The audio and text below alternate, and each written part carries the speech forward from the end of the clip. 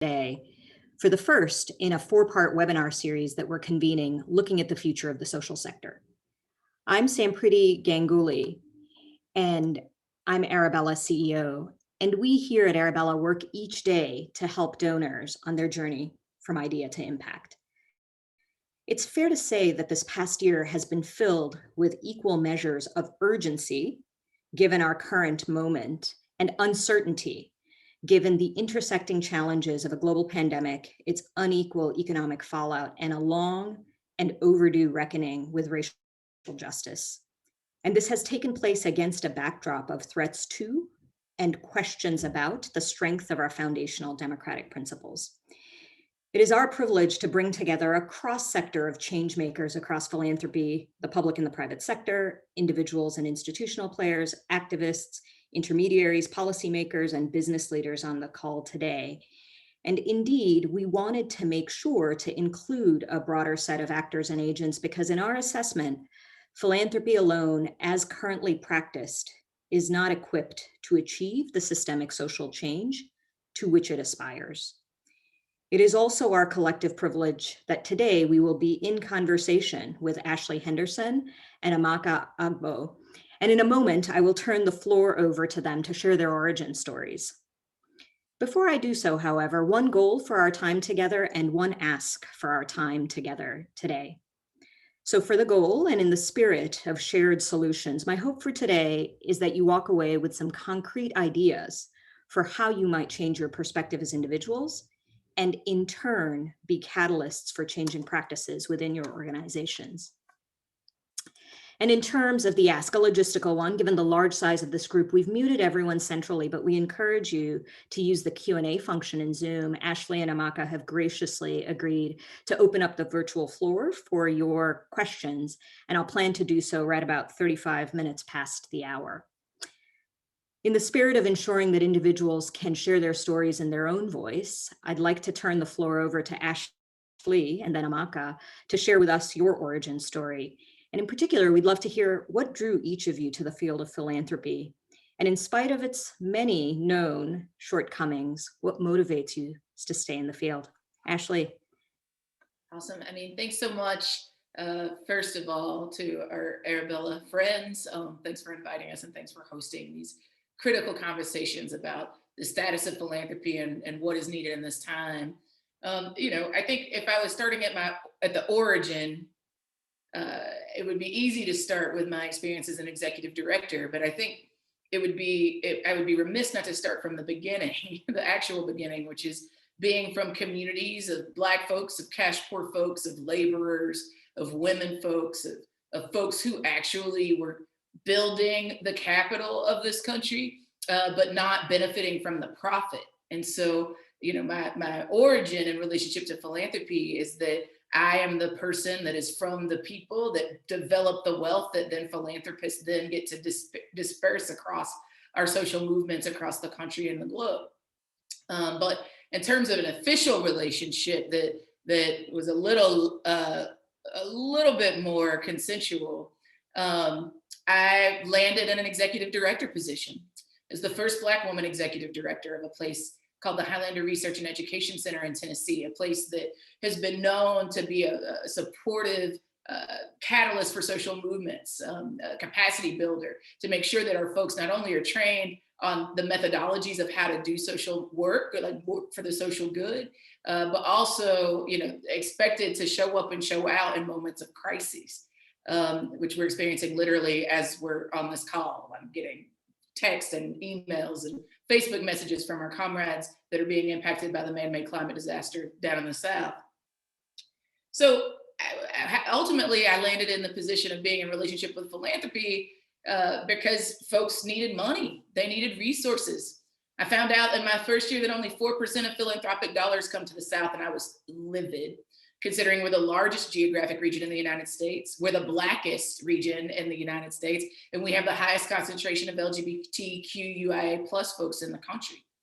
And so I did everything in my power to start to understand where the resources come from that support good organizing, whether that's individual donations, regular people like me giving $5, $10 here and there, or what's happening with institutional funders. And made it my commitment that we would use the access that we have to institutional philanthropy and major dollar donors to be a truth teller, because my friends and colleagues and comrades lose money for saying stuff that I can get away with saying. So I made it my commitment to be a truth teller, to build beyond transactional relationships with philanthropy, towards figuring out how we organize philanthropy to the left. And so that's my commitment as long as I've got that relationship with philanthropy. And I'm looking forward to learning with Mwaka and with you.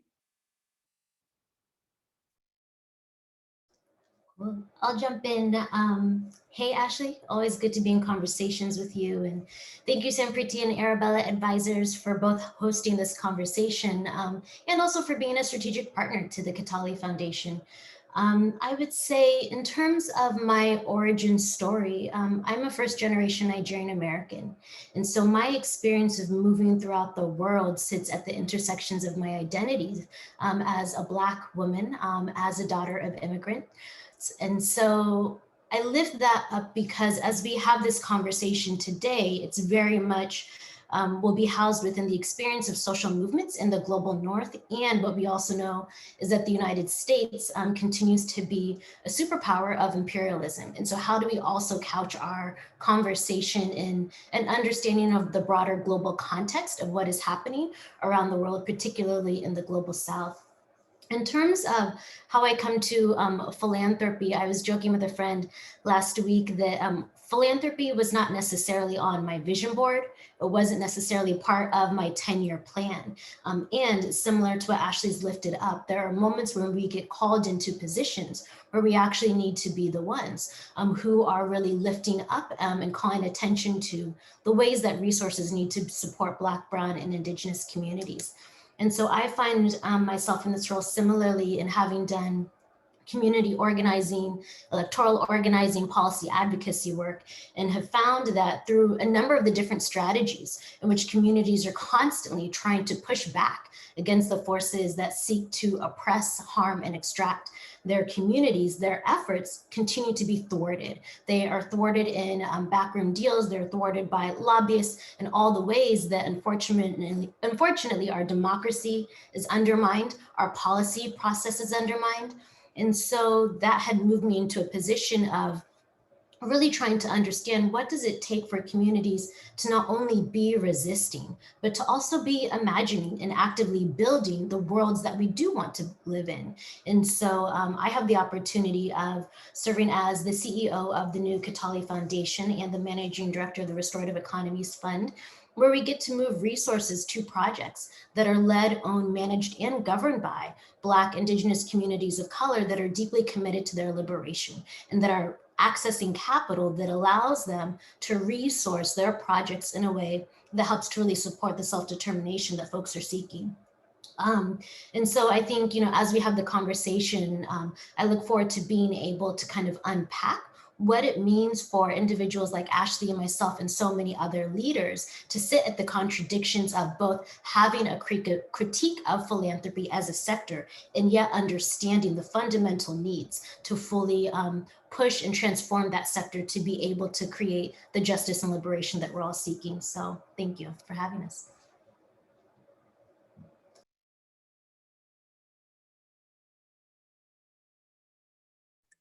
Thank you for that.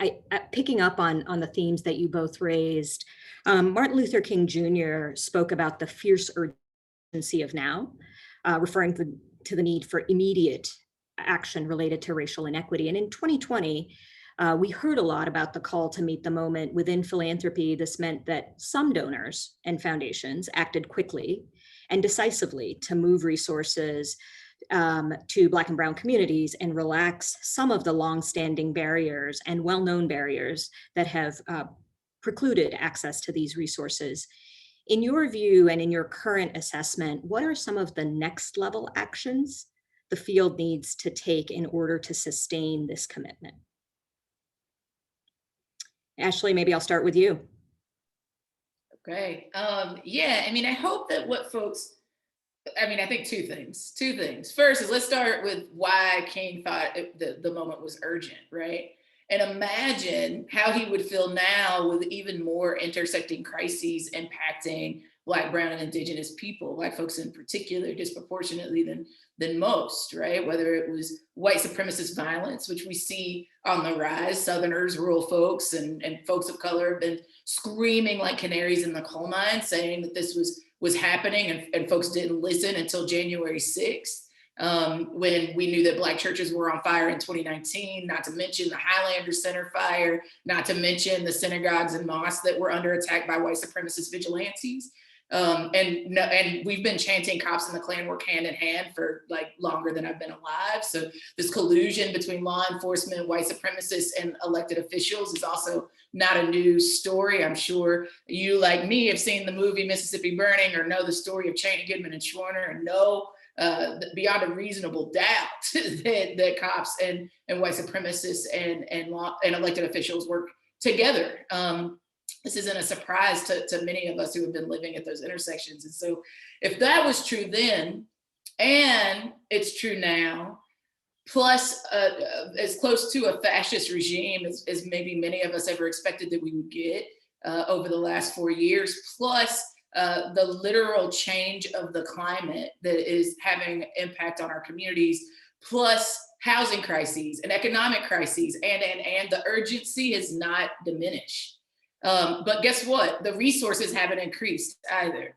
The hoops that are expected for these folks to jump through, I think about Tamika Robinson in my head, who said, like, what grant report would you ask of Martin Luther King, right? What report would you want from Rosa Parks, right? But that's what you're asking of their contemporaries in a 21st century context. And so even if that wasn't true, to answer your question directly, I hope that what we learned in 2020 is that people live multi-issue lives, that siloing people by sector is not efficient, nor is it a winning strategy, that demanding people only do project-specific work or work with people that philanthropists dictate, et cetera, is not the way to build movement infrastructure that's sustainable in a 21st century context. People live multi-issue lives, and we should be funding folks to do the work at the intersections of those multiple issues. I hope that what they learned, because we showed it, particularly the Movement for Black Lives and the Southern Movement Assembly and the Southern Power Fund and so many others in a regional context, and I think to a national and international audience, is that multi-tactical strategies get the goods, right? That it took 26 million people in the streets doing direct action, hundreds of thousands, if not millions of people doing policy advocacy work. Organizations are literally the vehicle for social change in this country. And so base builders and organizers literally building movement infrastructure to absorb our people and give them access to meaningful work, right? Grassroots organizations, some of whom weren't even 501c3s in the first place, were some of the most incredibly impactful organizations in 2020, right? And doing political education, training more people, helping to get them politicized and electoralized, ultimately came together in a multi-tactical strategy to save the last semblances of democracy in this country. We proved it. And we need all of that funded. So my hope is that we learned those things, but what does that mean towards the implementation of work in regards to philanthropy? One is that we don't need philanthropy to be the strategist trying to figure out what movement needs to do. We've got that. We just need you to cut the check, right? And we need you to do that in a way that doesn't impede the work or make us like live into false binaries or competition that is not necessary, right?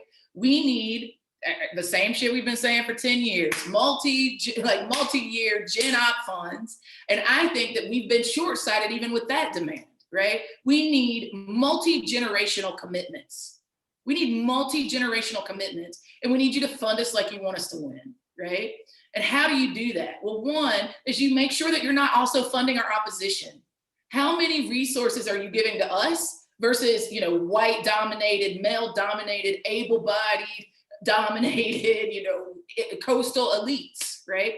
And that's even like the least harmful. How much money are you giving to our very literal opposition, right? The white right, white supremacist organizations, white nationalists, folks that are literally doing everything in their power to undermine the work that we're doing. And even if your institution is not, because some of y'all might already be on the winning team, right? Bending the moral arc of the universe toward justice, moving all of your resources back to the communities that built the profit in the first place. Some of y'all might already be doing that. So if you are, then tell the world how to do that in a way that doesn't impede the work or create these false binaries, right? Making people choose between whether or not they get money for digital security or physical security, making people decide if they do base building organizing or if they do advocacy work. They might need to do it all, right? Make sure that they're funding it all. And even more, if your institution has it right, then find out how much money is going from other institutions. Right? How much money did the Heritage Foundation pour into the South in the last 4 years? How much money did Cato and so many others spend to get us out of a win? And compare that to how much money you're giving to the movements that you care about. Because if they are beating you, then you're still setting us up to lose, right? So I think we need to be bold and brave in following the leadership of particularly Black, Brown, and Indigenous women who are out here saving the world. And we need to flank them not only like we want them to win, we need to fund them like we want them to be able to sustain those wins and protect themselves from the inevitable blowback that comes when they do win. I won't talk just about my story. Everybody's been talking about Reconstruction lately. And I think that's important. It's very comparable to what we're hoping to build in terms of a response to the last 4 years, right? Under the administration of Donald Trump. Right, we want to see a Green New Deal, right? I would argue a red, black, and green New Deal, right?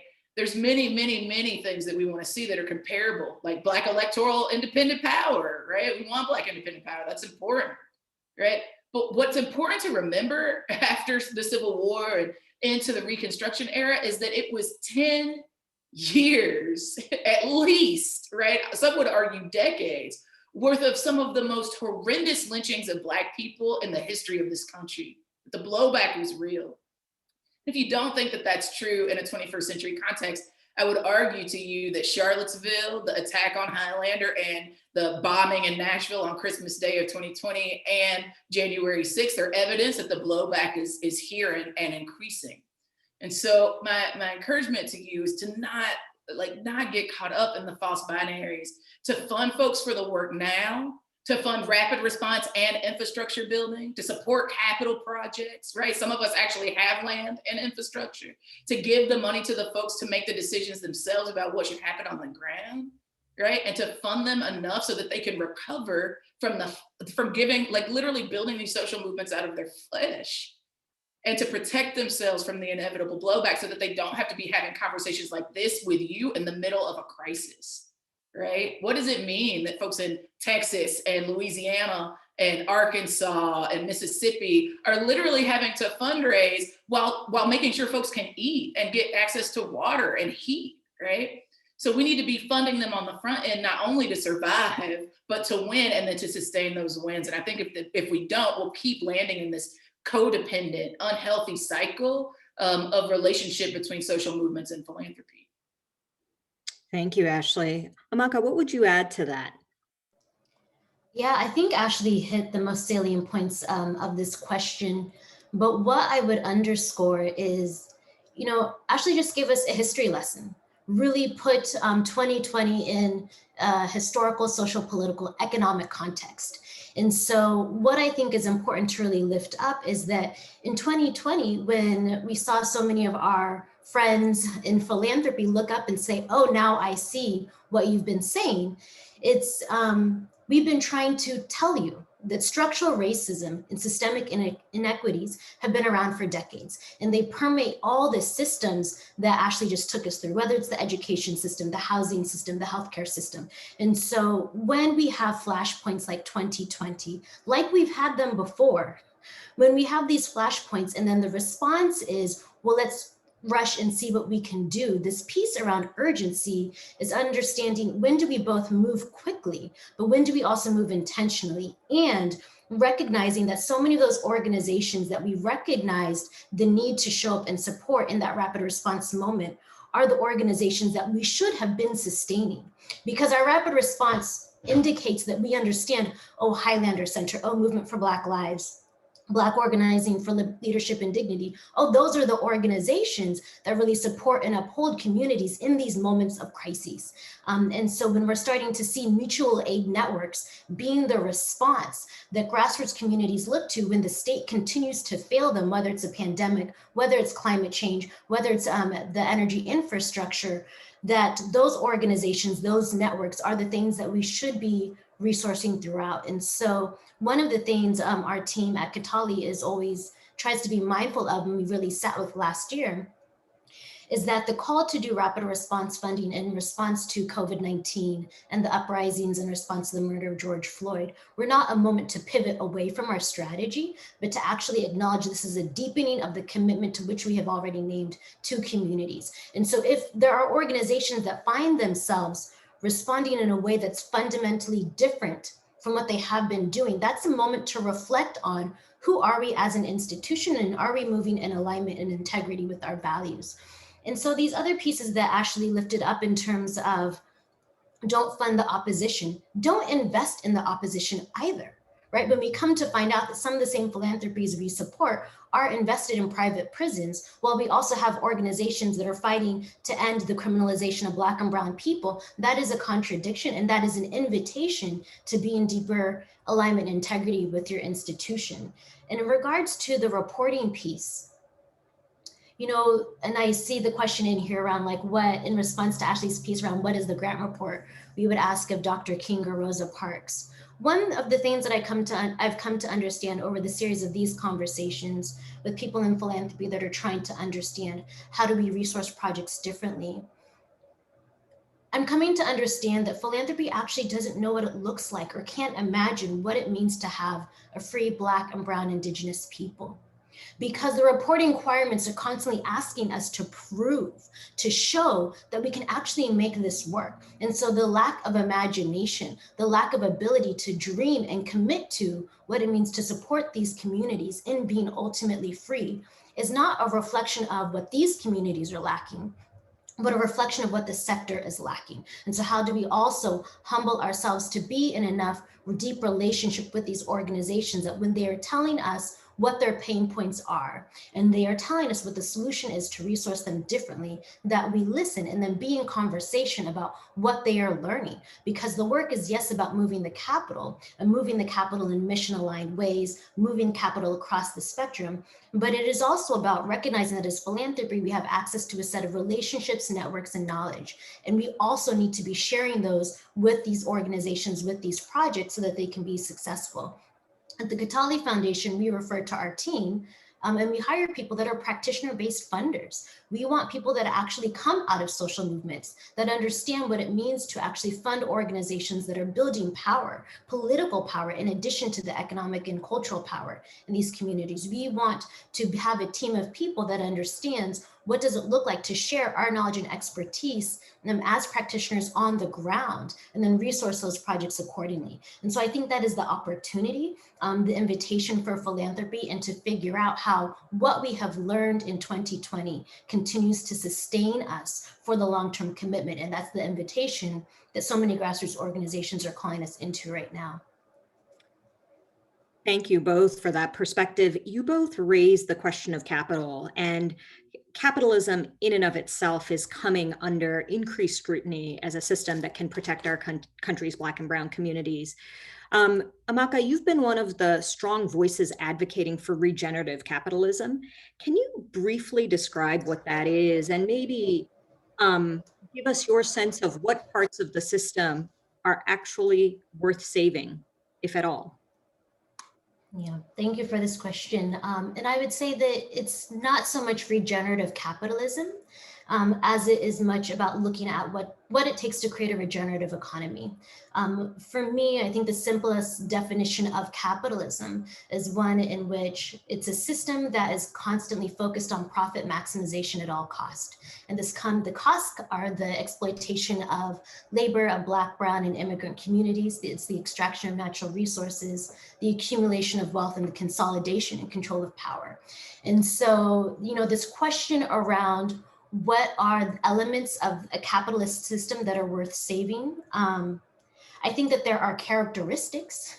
I think the way that capitalism inspires innovation and experimentation is interesting. And I think that what we're seeing in social movements is wanting philanthropy to want to invest in the innovation experimentation of what communities are looking at on the ground to rebuild our food systems. So they're deeply rooted in the work and support the work of Black farmers. I think we want to be able to support social movements where we're not telling them that after centuries of genocide and stolen land, of enslavement of people, that now we're only going to give you 3 to 5 years of a multi-year grant to figure out the problem, right? That equation actually doesn't pencil out. And so instead, being able to recognize that our responsibility is to show up and support those organizations and move capital in a way that we're actually leaving more resources, more information, more knowledge and expertise in those communities than we continue to extract.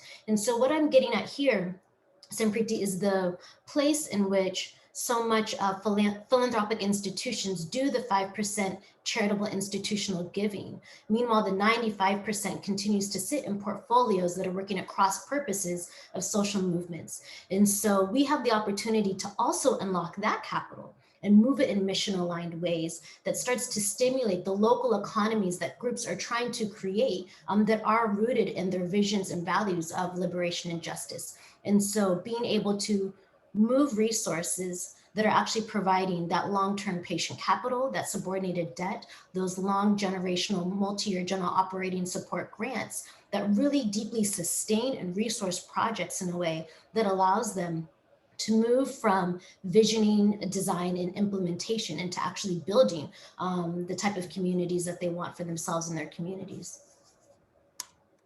Thank you for that. Ashley, you talk about racial capitalism in your writing, and you look at the disproportionate effects of the economic and health impacts on rural Black communities in the South. You also talk about the opportunity for transformative justice in the shifting of rights and resources to communities. Can you talk to us a little bit more about how you've seen that work in practice, and maybe your hope in terms of where that could go? Yeah, it's so rich. I mean, Marcus says like brilliant stuff, and it makes me want to preach a sermon. I just think to start there and to build into your questions, and Preeti, is like capitalism. I don't believe that Black people can be, or anybody really, can be free under capitalism. I just don't. That makes me an anti-capitalist, right? And what I would argue is that what we've been able to experiment and do is to show that innovation and even competition doesn't have to be rooted in a profit motive, right? That sometimes we can be competitive, we can be innovative, not for the sake of making more money, but for the sake of being excellent, because we deserve to be and have the capacity to be excellent, and our people deserve our excellency, right? Maybe we do it just because we want the social good to benefit from the good thing that we want, right? So we know that that can happen, and if we believe that, it shouldn't just be our job to convince you, right? But we've proven it. I think I just want to make the absurd obvious of some of the what I'm imagining is spinning in many of your brains around like, yeah, but like investing in that stuff and we just don't know. It's like y'all invest billions, if not trillions of dollars into mediocre white men who fail consistently. But Black women, like, like Jessica Bird and Kayla Reed and Rukia Lumumba, Black women like Denise Perry, Indigenous folks like Crystal Tubles, Latinx women like fucking Gracia Martinez. Like, there's so many people who are literally standing in front of bulldozers to prove that we can change our communities for the better ourselves, who are getting pennies to the dollar, right? I want to be clear, and I say this with a lot of love, that we have folks in philanthropy who are making decisions that impact the everyday lives of folks like me, who literally put our lives on the line every day for the benefit of this country, right? Who can't pay rent, who can't hire people, right? To do even more good work, to take it to scale, to fill out the questions that you ask us about what we're trying to do to save the world. We would do more with more. We could do more with more, and we could do it without killing ourselves in the process, right? So I just want to make the absurd of it obvious so that you realize that the reason I'm passionate isn't because I care about your money, right? That's not that it's not just to convince you to cut a check. I'm beyond pitching at this point. I'm too tired and we've done too much, right? The point is to show you the absurdity of what it means to not let us make a hero out of you by giving us the resources we need, right? That's really it for me. So to the question though, where I've seen it work. Well, I mean, first of all, take a look at this beautiful Black woman you got on the call who's literally transforming philanthropy with how Katali works, right? That's one. One example is literally right here on the call. Number two, I would shout out is that Southerners got tired of begging for money. We got tired of hearing philanthropists tell us that we didn't have the infrastructure to be invested in, even though we've been literally at the tip of the spear in social movements for as long as this country has existed, right? You wouldn't get an abolitionist movement, you wouldn't get a labor movement, you wouldn't get a crime and justice movement if it weren't for Black and Indigenous and Latinx folks in the South, period, right? So we got tired of begging, so we got mad.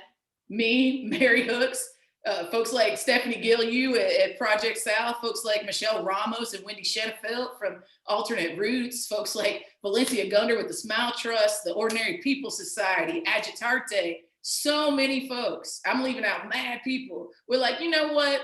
Those of y'all with these big institutions with bigger budgets than us need to go to these philanthropists and tell us we need immediate resources right now, both because of COVID and because of the uprisings, right? The intersecting crises again, right? And so we did. What we found out was that California had raised hundreds of $millions in a day for regular folks that are dealing with the crisis there. New York had raised hundreds of $millions in a day, but the South was literally begging for pennies. When we had governors that didn't expand Medicaid, when Ahmaud Arbery, Breonna Taylor, and Tony McCabe were all murdered, guess where? In the South, right? Before George Floyd, right? Not to play the oppression Olympics, but just to say the uprising didn't happen just because of one case. It happened because of the cumulative Black death in this country, right? So we did. We went to the philanthropists and we said, yeah, we want some money. We want $10 million. We want it today, and we want it with no strings, right? Philanthropists were like, we don't know. But the individual donors were like, we got you. Let's go. Trust Black women. And we did raise a significant portion of those resources. We moved $4 million in a month to 100 grassroots organizations, cutting them $40,000 grants with no strings. And not because we didn't think that like we needed to like quantify the success of their work, to go back to what Marco was saying earlier, right? It wasn't because we expected them to, in fact, most of them didn't even believe it was real. We had to beg people to fill out the survey to just be able to give them the transaction, right? Because they weren't used to people offering them work and support for their work just because they've been doing good work, on the credibility that they've been doing good work, on the relationship infrastructure that we built. And what we asked them for, the one thing other than their bank information that we asked them for, was who are other organizations that we should be making sure get some resources like this. So our list went from 100 of folks that we knew in every Southern state, urban and rural orgs, cross-sector, to a list of several hundred organizations, some of whom I didn't even know about, who are doing incredible work that's ready to be invested in, and we are ready to respond.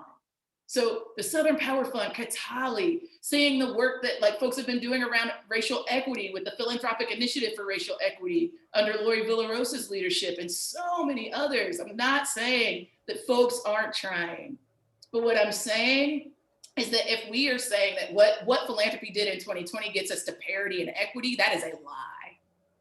That is a lie. If you cut more money to the Movement for Black Lives in 2020 than you did in 2014, that's delicious. But if you really think that those pennies compared to the infrastructure and the resources that are going to fund the white right is enough to get us to racial equity, I hate to tell you that, and to be the bearer of bad news, but that is a farce, right? If you think that funding the handful of grassroots organizations, a couple extra $100 is to the point of getting them to capacity. I hate to tell you this, but it's getting them to the point of treading water because they've been so underinvested in the first place, right? So now is the opportunity to say like, okay, do we really want to just keep giving out pennies for the sake of being able to sustain social movements over a long period of time? Or do we want to fund them enough that the social movements don't have to exist in the first place because they've won?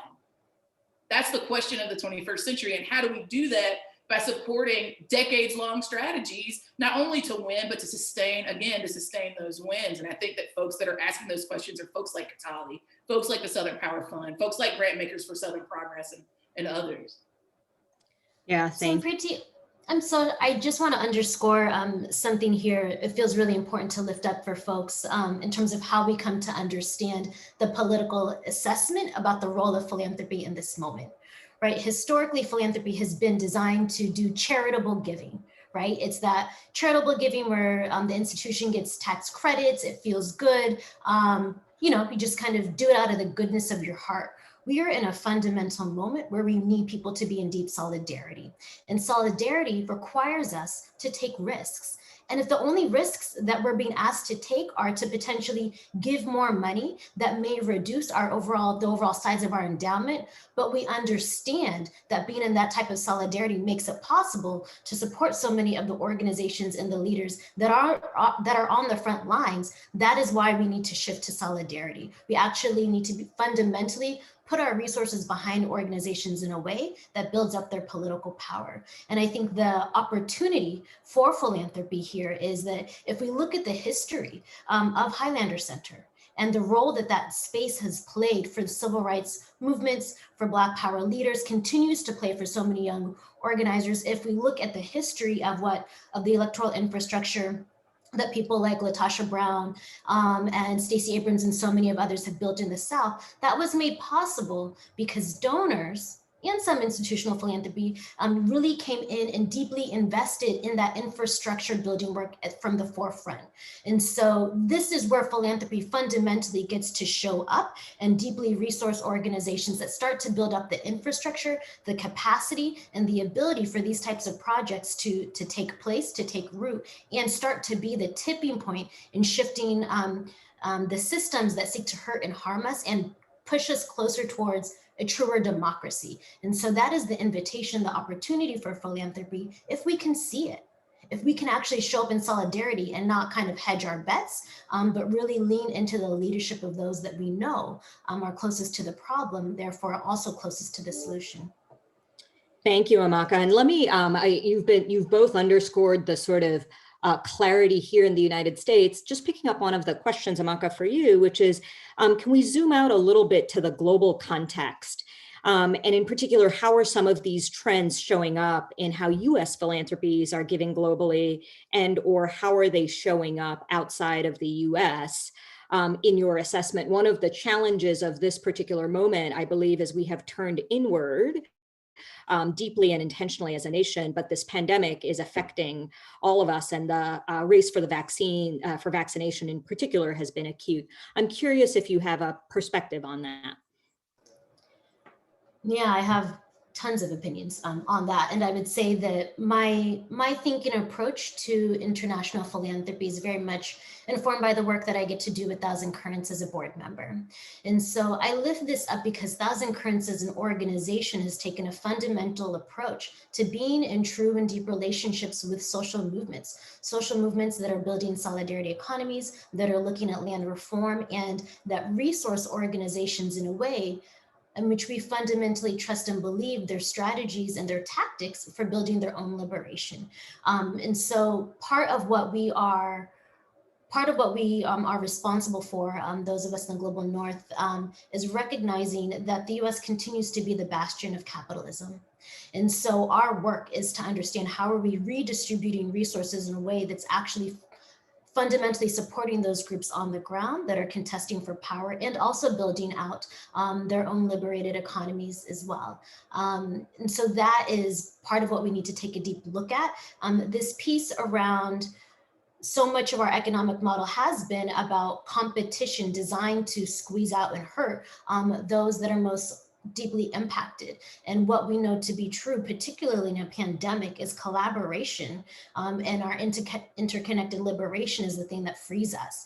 And so also continuing to support organizations that are also in a relationship to other grassroots efforts and other indigenous liberated efforts across the global south that are collaborating together, not competing, not edging out to one over the other to try to vie for the attention of philanthropy, but actually saying we are in this together and we want to govern these resources together, and we want to fight for the liberation of people from South America to the Caribbean to South Africa, to all the different places that we know Black and Brown people continue to fight. And so I think that is the call to action, and moving our resources in an intentional way. The last thing I'll say here is that 2020 was the first time that I really witnessed the concept of mutual aid networks really proliferate across the country. Mutual aid networks are something that communities in the global south have been using for decades out of necessity. And so there's so much for us to learn in terms of what does it actually take to build out and sustain systems that do trust that honor the dignity of impacted people, while they're also fighting state-sanctioned violence and trying to build out a national government that actually is rooted in the commitment to democracy. So I think those are the ways that we get to be in relationship and learn from those in the global south that have been doing this work. Right. Those practices have existed for at least decades. And I just want to make sure that folks didn't miss like this golden nugget that Mark just gave. That's like the reiteration of the same thing that folks from the US South have been saying in solidarity with folks from the global South is like, again, if you are one, funding the enemy, funding the oppressor, funding the opposition at the same time as you're funding global movements, you are literally like not only not bending the moral arc of the universe towards justice, you are helping to support it being pulled back, right? Many of the folks that I work with in the global south will not accept US money for that very reason, because so often it's been used as a tool to dismantle radical social movements in South Africa, in Colombia, in Brazil, and other places, funding, extreme dictatorships while also funding the social movements that are fighting against those dictatorships. So just again, know where the money's going and have a critique of it, whether it's positive or constructive. And the second thing that I want to make sure y'all didn't miss is like, and Marcus said, like, make sure that the money you're giving is supporting them having more power. Right? Otherwise, your gift might be more money, but it actually might be more extractive and not mutually beneficial, right? If you giving money to folks in the US or globally is giving you more credibility and proximity to those social movements, but isn't giving those social movements more power, more victories, right? Then I have a real question about whether or not what you're doing is supportive, right? And so I think it's really, really, really critical to make sure that you're thinking about this money going to these organizations in a power building strategy that they define, right? A power building strategy that they self-determine is the path forward to self-determination. Otherwise, I have questions about what you're truly investing in. Sorry, I forgot this one point, Sampriti. I just want to jump in. The tactics that multinational corporations use to close off access to water, to close off access to energy systems, those things are actually perfected on communities in the global south. The tactics that state-sanctioned repression uses are perfected on the global south. So when we see people like Berta Contreras being murdered in Honduras and Guatemala, right? And then we also see so many movement leaders from Ferguson starting to turn up dead. There's ways in which our governments and these corporations are actually sharing their tactics to push back against the ways that Black and Brown people are trying to fight for their dignity and right to live. And so this is why we always need to be in conversations to understand how the powers that seek to oppress and keep these communities down are sharing information. And therefore, we also need to be sharing our tactics and strategies for how we push back and fight for our freedom. Sampriti, just a period on the sentence. Just a period on the sentence. So Monica talked about like how multinational corporations, some of whom like institutions on this call might be giving resources to, are literally, using grassroots communities in the global south to be guinea pigs for stuff that's moving in these states, et cetera. I want to be clear that again, like the collusion between law enforcement and multinational corporations in the state is ginormous and proven, documented even, right?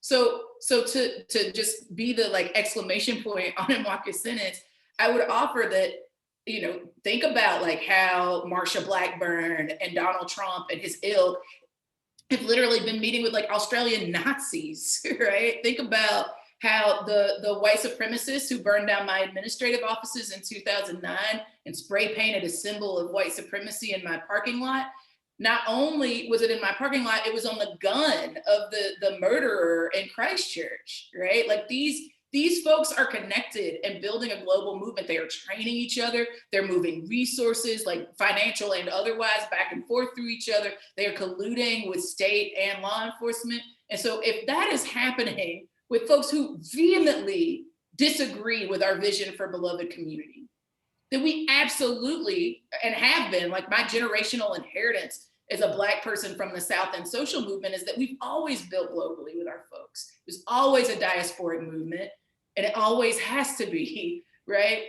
Especially in a 21st century context. So we need to be investing really deeply to make sure that that work can happen again in a way that increases the power of grassroots communities to self-determine and govern themselves. Thank you for sharing that perspective. Maybe lifting up Ebony's question here at a very sort of tactical level, which is, what advice would you offer to philanthropic advisors working with predominantly white clients within an organization that struggles with racial equity as a guiding principle? Amaka, maybe I can ask you for your perspective on that. Yeah, I'll do my best. On one hand, I would say that, it is hard to hear that this conversation around addressing structural racism continues to be a challenge for those folks that proclaim that they do want to do good and support communities. I think the opportunity that I would invite program officers to really lean into is to first, how can they build up their own awareness and understanding of the way that race and class is impacting how they are moving resources to organizations, how they themselves are moving as a program officer. Invite them to be in deep relationship with social movements, learning from them, but learning from them in a way where we're also resourcing them in order to learn from them. I think philanthropy, unfortunately, has a habit of wanting to invite community leaders to come and teach them what to do and how to do it. And that is actually knowledge extraction when we're not resourcing them for their time, their wisdom, and their talents that they're sharing.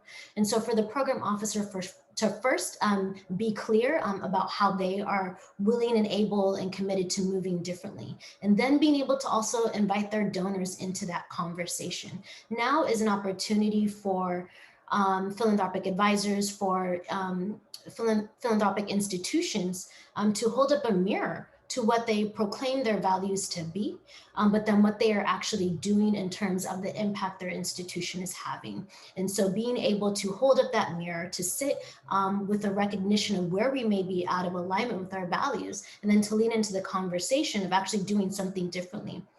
I think the other piece that I would add to this conversation is that while it is encouraging to see so many institutions that are excited to learn more and do better, that this moment in history is not an academic study. I do think we should read and always be rooted in the historical context of where this work comes from and what we need to understand to do it better. But just kind of studying it from the sidelines is not enough to create the transformation that we need.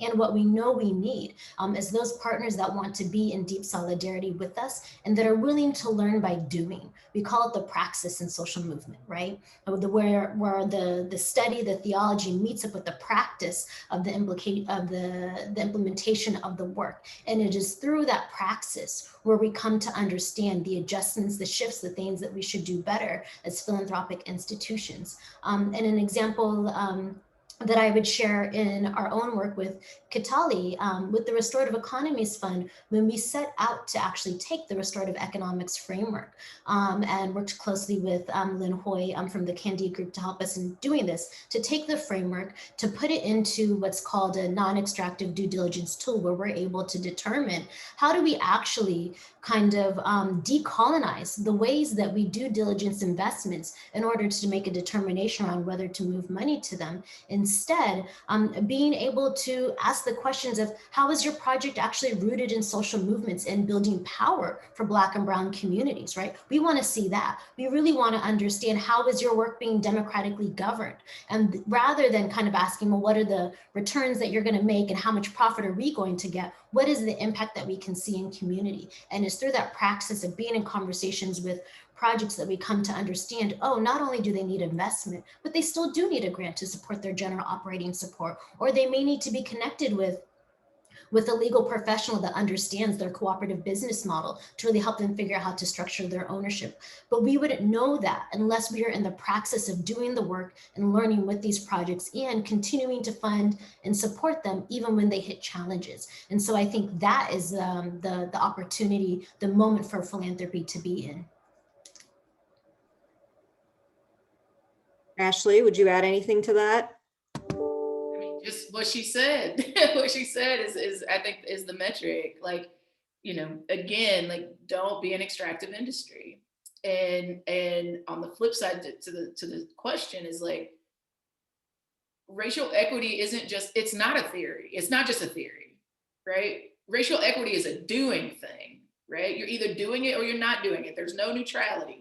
And none of us are perfect. I don't want to make it seem like social movements have all of our race stuff figured out, even internally to communities of color, right? But I do want to be clear.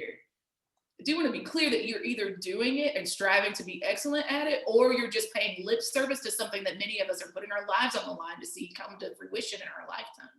So it's like, to add just a few more questions to the robust gift that Enwaka just gave us, I would say, how many of the decision makers that make the ultimate decision about who gets money and who doesn't, I call that necrocapitalism, because it's literally people choosing who lives and who dies, right? But who makes the ultimate decision? And do those folks live and love and look like me, right? Do they live and love and look like undocumented folks? Do they live and look and love like, folks from indigenous communities? And if not, why?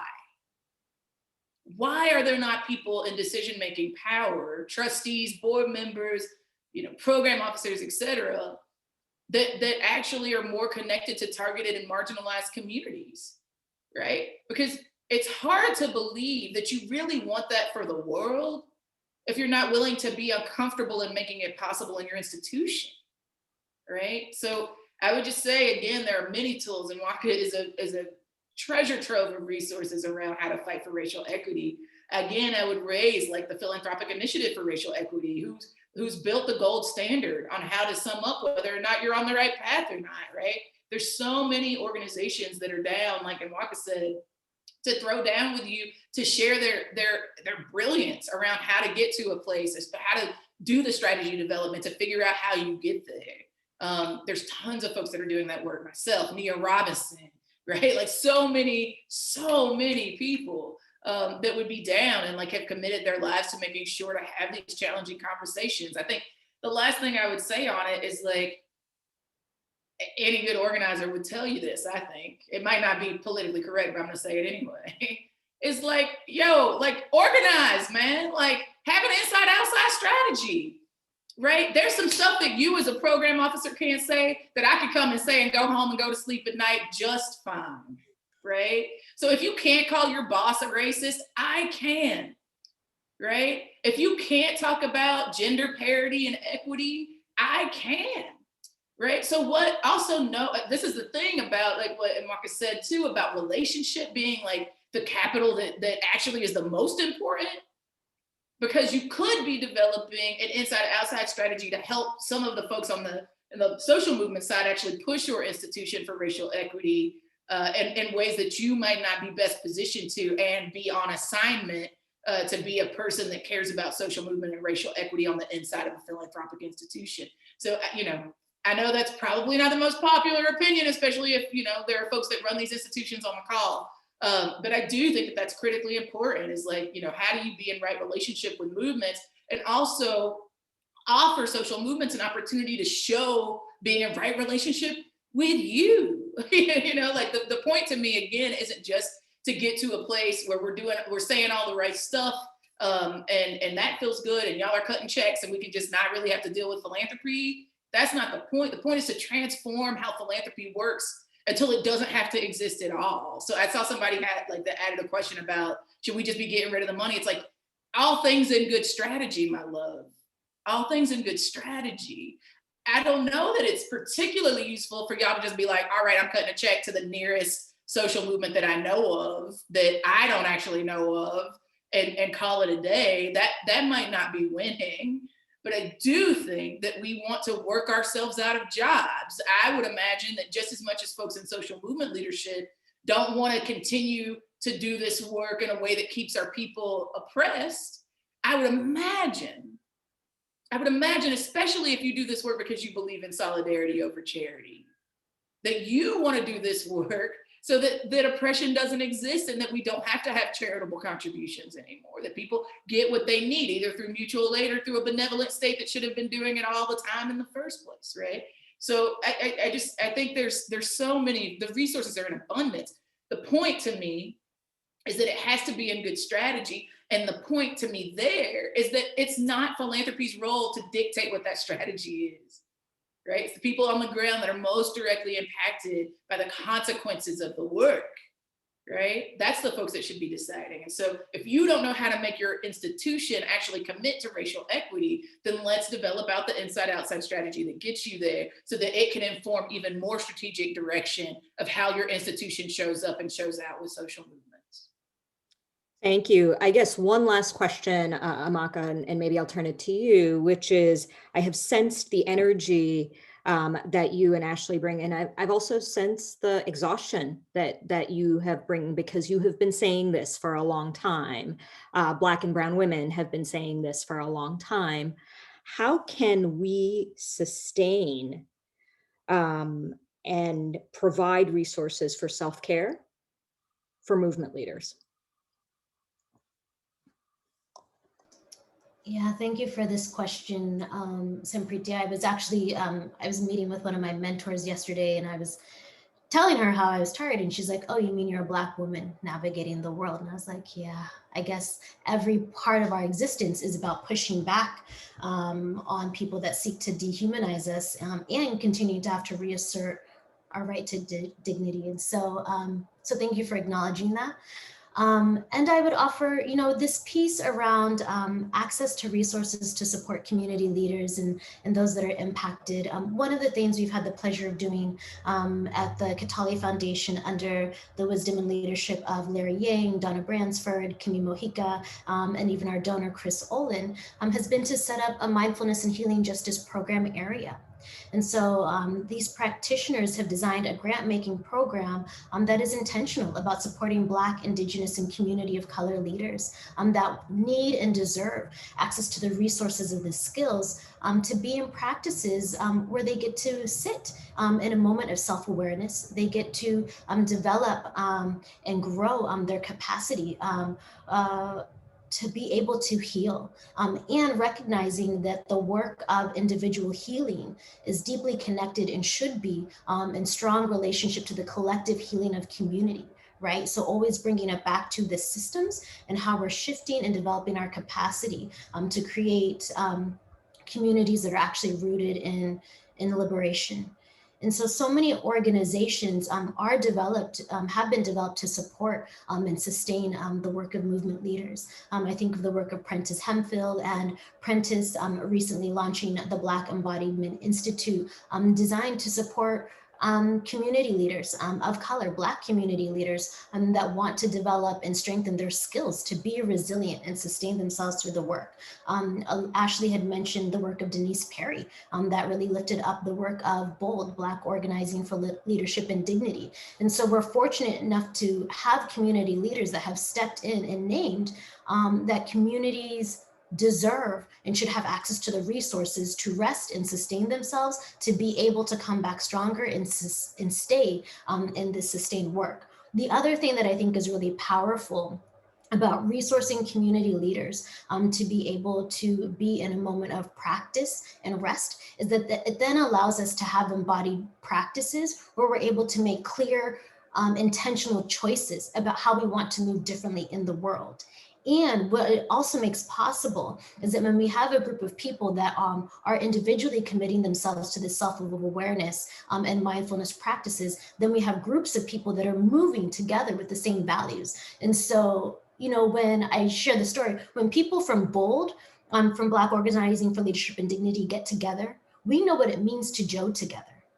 We know what it means to center in our width and our dignity and power together. And so we are able to then go and move through different coalitions and alliances, leaning into that trust and awareness that the other leaders that have also been trained in the same contemplative mindfulness and somatic practices are also moving with the same intentionality. And so that's why I think this work is important. It's as much about supporting an individual's ability to sustain throughout the work, but also starting to create new systems and new practices that are shifting power and being very intentional about how we're committing ourselves to an embodied practice of justice and liberation. Well, thank you both for that perspective. This past year, Arabella Advisors made its first charitable contribution, and it was actually too bold. That was a recommendation from our Black Caucus, and we were honored to do so and have the opportunity to meet with Denise and the amazing work that she is doing. It is impossible to capture in a few seconds everything that we heard from both of you. We got a history lesson. We learned your perspectives, and we learned what we need to do to translate the urgency and energy of the past year into durable and systemic change. Some big ideas that I'm taking away include the following: that we need to continue to look to the organizations and individuals who we turned to this past year, internalize their central importance in our communities, not only in times of crisis, but to safeguard against future crises and engage in restoration. That communities don't need philanthropy to swoop in and presume to be the strategists. Rather, we need to be in solidarity with organizations who need capital and, most importantly, power. That we need to be bold and brave in our change making and our support of change makers, moving from multi-year to multi-generational commitments. And that we need to challenge ourselves to envision what it really looks like to have a free Black and brown citizenry. That siloing people by issue is not a winning strategy. That using our positions of power and philanthropy to tell the truth and help bend the arc towards the moral universe, towards justice, is essential. We just began to scratch the surface. We could be here for hours, but we are so grateful to the two of you for spending your time with us and for sharing your insights and wisdom. There's been a lot of questions around resources, and we'll take the work of pooling some of those resources together. We hope to continue to be in active conversation. For those of us who joined us today, thank you for your participation and thank you for your perspectives. We look forward to hosting you all at the next webinar, where we look at the role of philanthropy in government, another important center of power, one that needs to work for all the people. Thank you, Amaka and Ashley. It was wonderful to see you today. Thank you for gracing us with your time and presence.